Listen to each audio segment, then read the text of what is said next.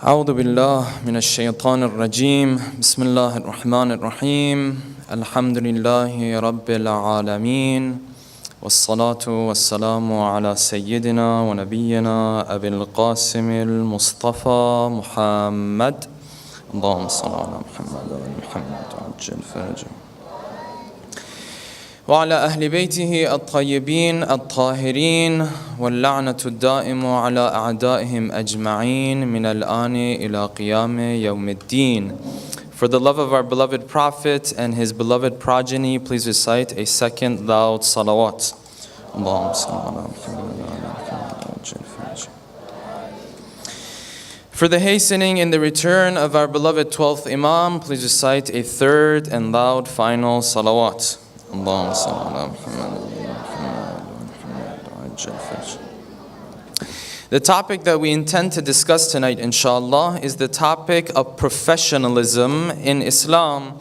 Sometimes you find that in societies, when we come across different people, if the person is really, really good at what he does, if he goes beyond expectations, if he has certain characteristics, we might refer to this person as a professional. Sometimes you find that a lot of the successes that the Western world has today, compared to a lot of the countries that may be on the east of the world, has to do with this concept. In particular, the fact that they are able to portray this professionalism. They are able to create an environment where people can come and work in a professional environment. Corporates will put money, they will grab all of the brightest minds that they can to do what? To do professional work. Sometimes you find this is so important that some of the people living on the other side of the world are willing to travel thousands of miles. They're willing to leave their homes behind, their families behind, their own country behind. Why? Because this person wants to go and work in a professional environment. He wants to work on his profession. He wants to perfect the craft that he's working on. Sometimes, and we must have had friends like this, the student is working and he's studying at the same time, and he's saving up just a little bit. Of course, he's not going to make that much money when he's working as a student. So he works and he's studying at the same time, and he's doing all of this just for an opportunity to get into, for example, this particular university. He's willing to spend the money that he saved up for the past 10, 15 years. Why? Just to go into a professional environment so that he can work more on his profession. He can perfect the craft that he is working on. This is why we find that this concept is such an important concept in the world that we live in today. This is on one hand. On the other hand, when you look, brothers and sisters, and you look at our own families, our own communities, unfortunately, sometimes we have this concept in our mind that the less you work, the less professional you are, the more spiritual you are. If they give you a task and you do it on time, that's not good. You're after the dunya.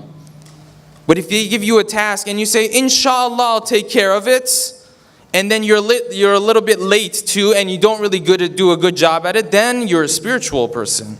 You are staying away from the dunya. We have this concept in our minds today. Recite a salawat, please. Allahumma salli ala Muhammad wa ala Muhammad.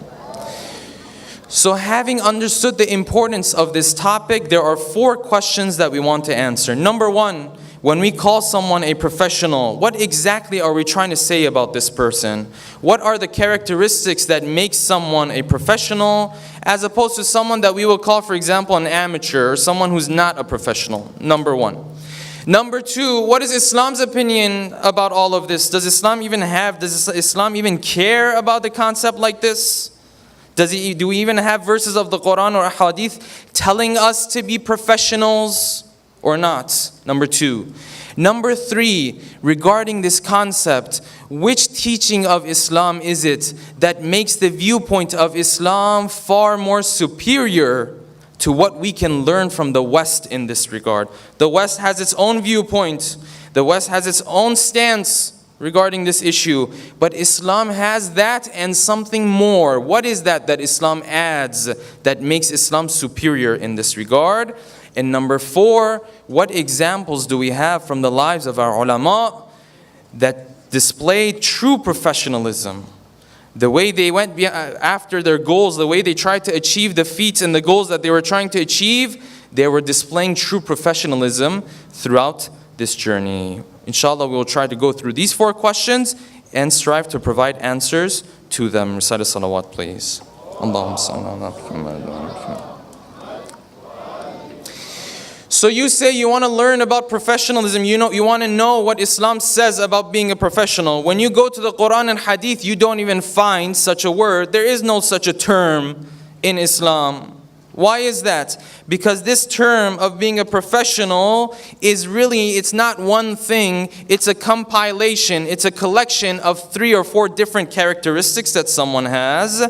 When a person has those 3 or 4, you point to that guy and you say, this guy is a professional. Don't worry, he's going to take care of the job. He's a professional. What are these characteristics? These are just some 4 I'm going to mention here. Number 1, the number 1 characteristic of this person is that when you ask him to take care of something, he is going to put in hours of work. He's going to go beyond your expectation. Regardless of whether you're standing there and looking at his work or you're not, he's going to put in the work. That's number 1. Number 2, this person is a person who's willing to keep his promise. He can keep his word. If he says, I'll see you tomorrow at 5, he's going to be there tomorrow at 5. Number 3, this person, when he does the work that he's doing, whatever it is, the product that he is delivering, the service that he is providing for the community, he does it in a neat and organized fashion. The service that he's doing, when you look at that product, at that service, sometimes you just take pleasure in looking at how organized and neat this product and this service is. These 3 or 4 characteristics are the characteristics that someone has. When they have these, we point to this person, we say, this person is a professional.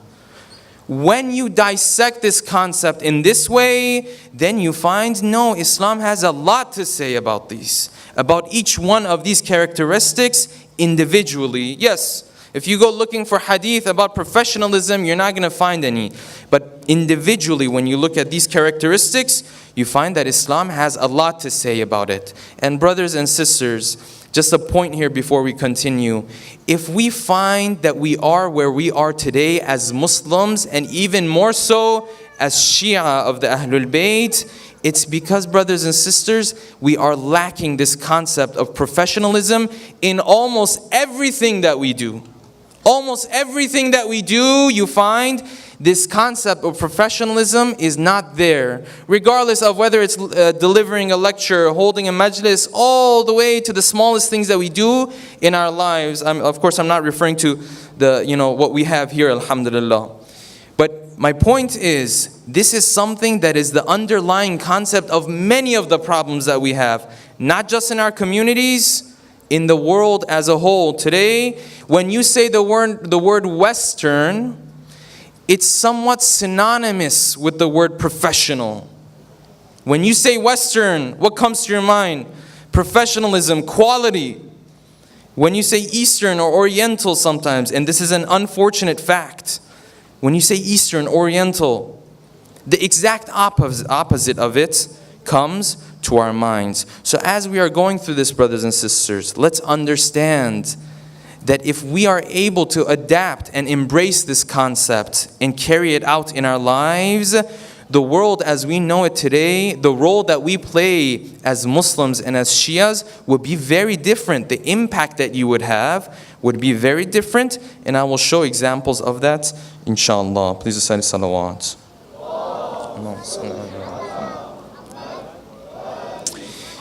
The first characteristic that we mentioned is that this person who we call a professional is the type of person that puts in the work no matter what. Long hours of work, he's willing to do it. Let us take a look at the lifestyle of the Prophet and then just compare that to our own lifestyles, brothers and sisters. The lifestyles that we have today.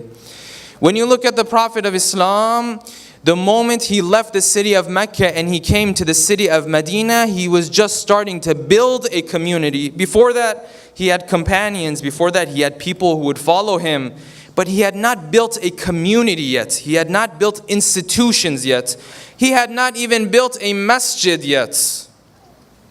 When the Prophet came to Medina, there was the first project that he had to take care of. The first project that he had to take on was building this masjid known as Masjid al-Quba. outside of the city of Medina. This was going to be the first masjid that was going to be built in the history of Islam. Let's take a look and see what kind of an approach the Prophet took when it came to working hard to build this masjid.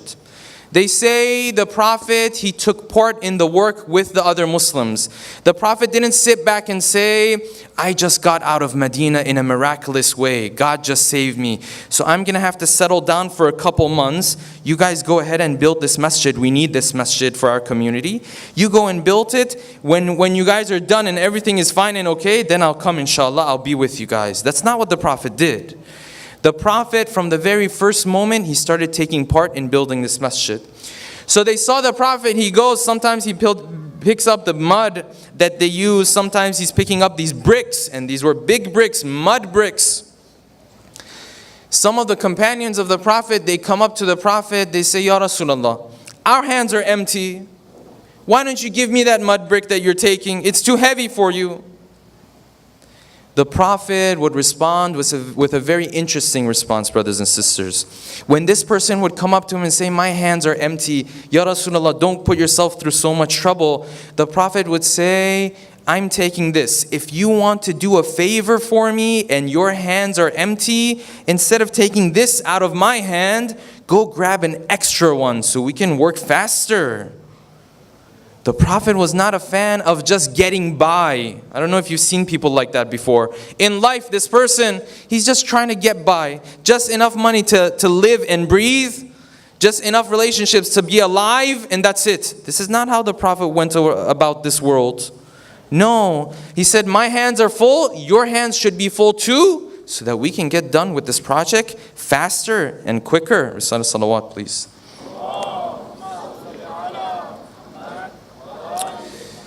So you see, this is the first project the Prophet is taking on. You find this emphasis on putting in hard work. There are 2 points that we need to point out. 2 lessons that Islam teaches us about hard work, brothers and sisters. Number 1, hard work and working in general in our cultures, it's seen as a means, as a tool, as a medium. Meaning what? Meaning that if you don't work, if you don't go get that degree and then start working, for example, you know you're going to starve to death. Or you have to go to Baba and Mama and keep asking them for their money, right? You don't want to do that. Either you're too proud or for whatever other reason you don't want to do that. You don't want to starve to death. So you feel obligated. You say, I have to work. Islam's opinion about working is not this, brothers and sisters. Islam does not believe that working is a means to something greater. Yes, Islam believes you should work to make a living and all of these good things. We all know about that. But Islam believes that even if, hypothetically, you have enough wealth that you are comfortable for the rest of your life, you still have to go and work. One of the companions of the 6th Imam, Imam Sadiq salawatullahi alayhi, came to him. His name was Ma'adh. The 6th Imam turned to Ma'adh and he said, Ma'adh, I've heard that you're not working anymore. Ma'adh said, yes, I'm not working anymore. The 6th Imam said, are you not working because you're not able to, like physically you are disabled, you're not able to work anymore? Or is this something that you just decided that you don't want to work anymore? He said, no. He knew that if he were to say, I've just decided not to work anymore, the 6th Imam would tell him, you have to make a living, you have to provide for your family. So he backed it up. First he said, no, I decided not to work anymore myself. And by the way, before you start lecturing me, of course this is my wording, before you start lecturing me, let me just tell you, I have so much wealth, I'm comfortable for the rest of my life. I don't need any money. Before you lecture me and you tell me that you have to provide for your family, if you go and provide for your family, it's like you're a shaheed rolling around in his blood and things like that we have heard in the ahadith. Before you tell me, I have enough wealth that I'm comfortable for the rest of my life. What do you say now? The 6th Imam said, sorry, you have to go back to work tomorrow. He said, why? I have money, I have the wealth. He said, listen, when you don't work, your brain doesn't work either. Your brain stops working. You don't want that for too long. You don't want the brain to lose its functionality in Islam. And that's just one of the things that happens. In Islam, brothers and sisters, We don't have this concept of I worked up until here, the rest of the next 20, 15 years of my life, I'm just going to have fun. We don't have that. You know what that's called in today's society? Retirement. Retirement. What is retirement? Retirement is you work hard, you save up, and then the last 20 years of your life, you do nothing. What do you become? You become a burden on everyone else. Why? Because your brain is losing functionality now. You're not serving the community anymore. You're just there. In Islam, this idea of retirement, the way it's exposed to us, the way it's presented to us here, Islam does not believe in that. Yes, someone gets retired. What does that mean? That means the hours they're working are going to be less. That means the type of work they're going to be doing is going to be different. They're going to have more time to spend with their grandchildren, for example. More time to spend with, their children, for example. More time to serve the community, for example. But the idea that I retired, so don't even come to me with anything you need, this we don't have in Islam, brothers and sisters. Our ulama have shown, they have shattered this thought and idea of I retire, meaning that I don't do anything anymore. Allow me to speak of this character, and I say this, and I say just a point that this is regardless of your political opinions and things of that nature. You want to take a look at this character just simply from a worldly perspective in terms of the success that this individual has, regardless of the political opinions. Someone like Ayatollah Khamenei, when you just look at him, just in terms of the success that he's had in his life, well, he's a marja, he's a head of a government and things of that nature. When you look at this man, brothers and sisters, if you don't know how old this man is, you will not be able to guess. This man, he has meetings with young people, with 20-year-olds, with 30-year-olds. You see, he's more vibrant than these 20-year-olds and these 30-year-olds. How old is this man? He's nearing 80 years of age. I have seen relatives who are close to 80. I have seen relatives who are close to 70. Are they the type that are vibrant, that are serving the community? No, not necessarily. But you find someone like him at the age of 80, he's still going, and he's not going like he's struggling. No, he's going sometimes faster than me and you at this age, he's going. In one of the meetings he had, he was explaining just about his daily routine. In this daily routine, he said, you guys have to work harder. I'm getting older. I can't put in that much time that I used to put in. Now I start my day at 5. Like now. I start my day at 5, and now it's about 10 o'clock. I would like to go to sleep right now. This idea of retirement, I work for 20 years, and then that's it. I'm going to go home for the rest of my life. This we do not believe in. Recite a salawat, please.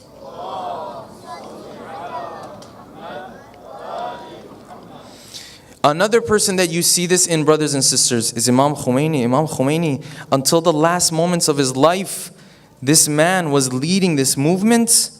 Again, regardless of the political opinions that you and I might have, let me just explain one of the things that his doctor says during the last days of his life. During the last days of his life, the constitution of Iran was being revised. There was a constitution that was passed with a very high vote. It was passed, and then time passed. They wanted to revise certain things, so they were revising the constitution. The doctor says that sometimes the imam, he would lose his consciousness, he would faint. We were doing procedures on him. Sometimes he would come back. Sometimes he would have so much pain. When the pain was gone, he would turn to us. He'd say, did they get the revision of this constitution done with? This does not sound like retirement, brothers and sisters. This sounds like a man that is willing to work. Yes, when you get 50 or 60, the type of work, the hours you put in, that's all different, of course. But this idea, I reach this age, then I'm going to put everything aside, this we do not believe in. This is the first point that we understand about working hard, brothers and sisters. That working is not a means. It's a goal in and of itself, number one. Number two, we have this fundamental principle in Islam. Allah subhanahu wa ta'ala keeps talking about it in the Quran. He keeps saying, وَلَا تَزِرُ وَازِرَةٌ وِزْرَ أُخْرَى. You will never be held accountable for what the people around you did. And we love that. My dad did something wrong. I'm not going to be held accountable for it. My cousin did something wrong. I'm not going to be held accountable for it. We love that concept. You know which part of that concept it is that we don't pay attention to?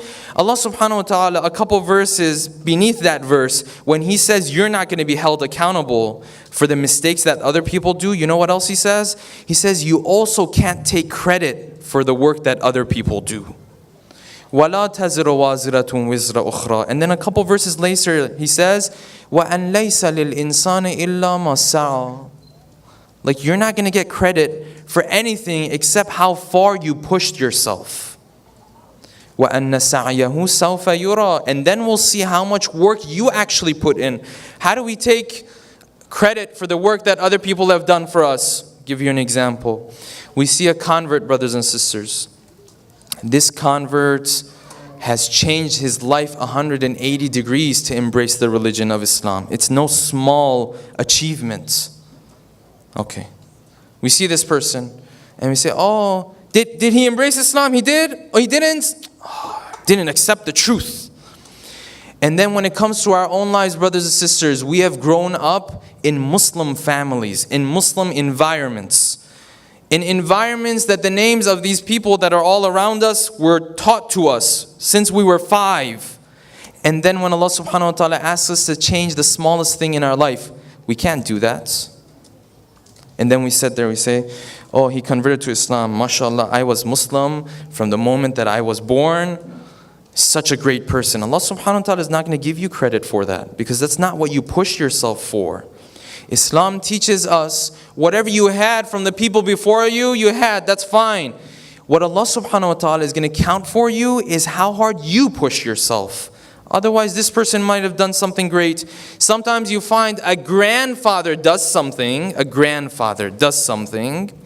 This grandfather, because, for example, he moves to a Muslim country, the father grows up in a Muslim country, the grandchild goes to a Muslim school, for example, a Muslim environment. Because of that, he turns out to be a pretty good person. And then he starts taking what? Credit for what his grandfather has to take credit for. Islam teaches us, as much as you are not held accountable for anything that the people around you do, you also cannot take credit for what the people around you do. It's about the hard work that you put in. Recite a salawat, please.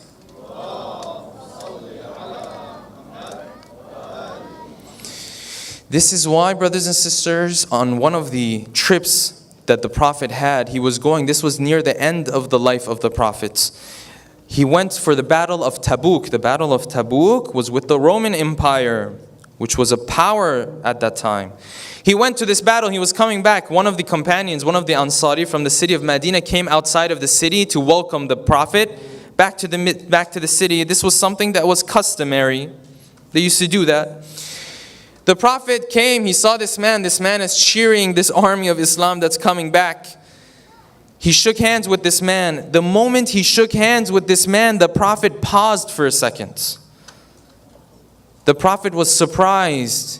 He took a look at the hands of this man. He said, your hands are rough and tough. What's going on? Is this something that happened to you? Is this a medical condition that you have?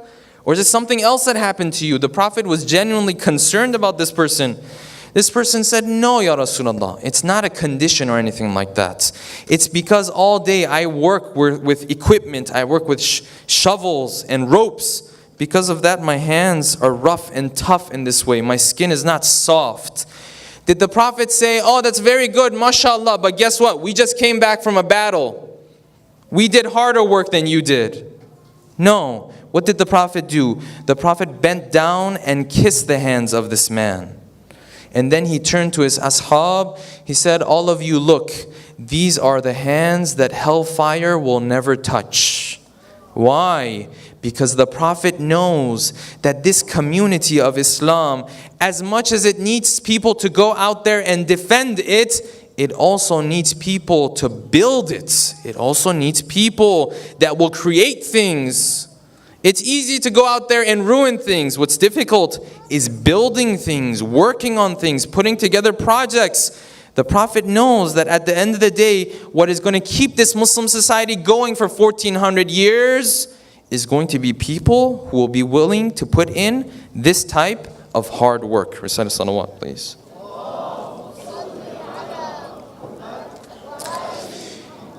So this is the first aspect of professionalism. When we point to someone, we say professional. This means he puts in hard work. As we have covered this first point up until now, I hope that there's no doubt, and there are many things that we have left out, brothers and sisters. There's no doubt that working hard, not just getting by, working hard, we don't have a lack of this teaching in Islam. There's no doubt about that. Allow me to go through one of the examples that we have from our ulama. And this alim is an alim that is a little less known, unfortunately, and this is part of the reason why I wanted to talk about him tonight. Take a look at how this person, number one, the vision that he has. Number two, how dedicated he is to achieving this goal. This alim's name is Ayatollah Mar'ashi Najafi.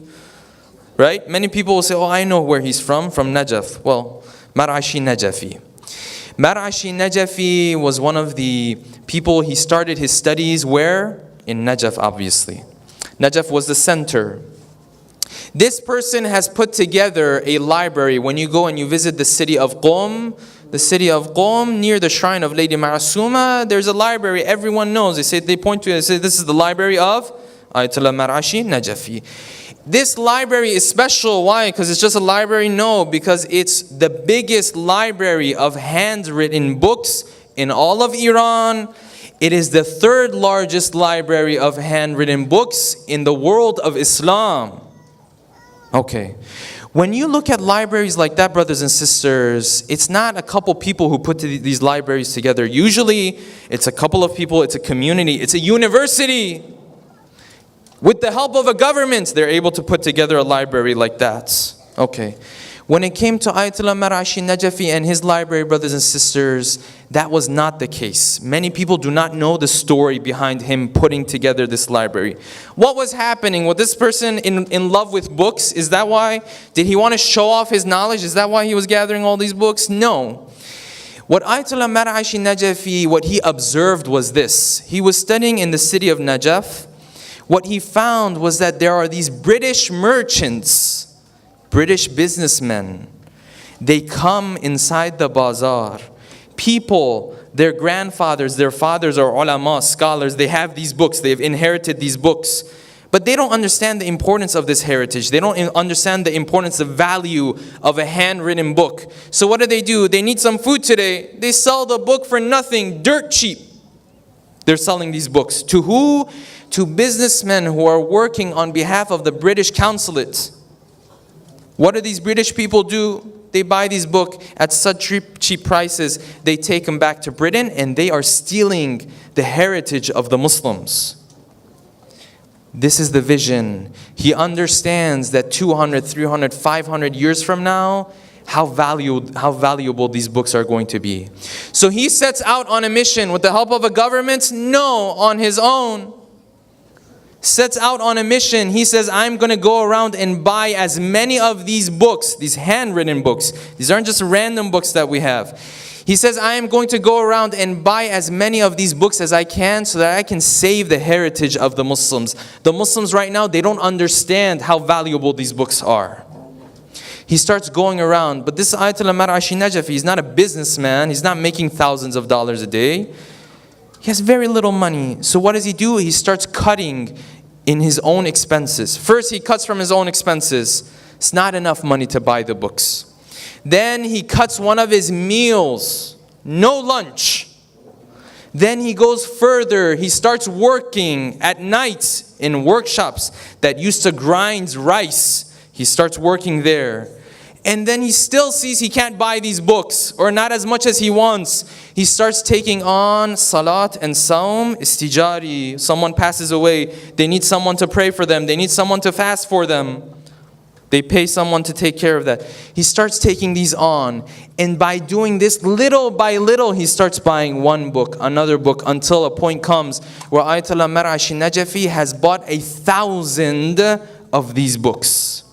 Interesting thing is that Ayatollah Mar'ashi Najafi, and with this I will end, and this truly brings pain to our hearts, brothers and sisters. The way these individuals worked and then the way we work. These books that he would buy, on the back he would write how he was able to gain the money to buy this book. One of these books, brothers and sisters, and there's multiples of them. One of these books, when you look on the back, he says, I am writing this. I bought this book because I prayed and fasted for 2 years extra so I could gain the money to buy this book. And I have not eaten anything in the past 20 hours. May Allah subhanahu wa ta'ala grant the request of all of those who are in need. Meaning what? Meaning may Allah subhanahu wa ta'ala help me so I can find something to eat. Marashi Najafi, go and just buy something and eat it. He says, no, I'm a professional. I have a goal in mind. I'm going to work hard for that goal. This is the professionalism that our ulama displayed. If we don't call this professionalism, brothers and sisters, I don't know what else would be professionalism. So you find, tonight we discussed the first point. Inshallah, tomorrow night we will continue with this discussion with a very important point that Islam adds and makes it superior to any other viewpoint that is out there today. With that, we will end, inshallah. Let us send our salam to the plain of Karbala. Assalamu alayka ya Aba Abdullah wa ala al-arwah allati hallat bifina'ik. Alayka minni jami'an salamullahi abada ma baqitu wa baqiya al-layl wa an-nahar. ولا جعله الله آخر العهد مني لزيارتكم. السلام على الحسين وعلى علي بن الحسين وعلى أولاد الحسين وعلى أصحاب الحسين ورحمة الله وبركاته.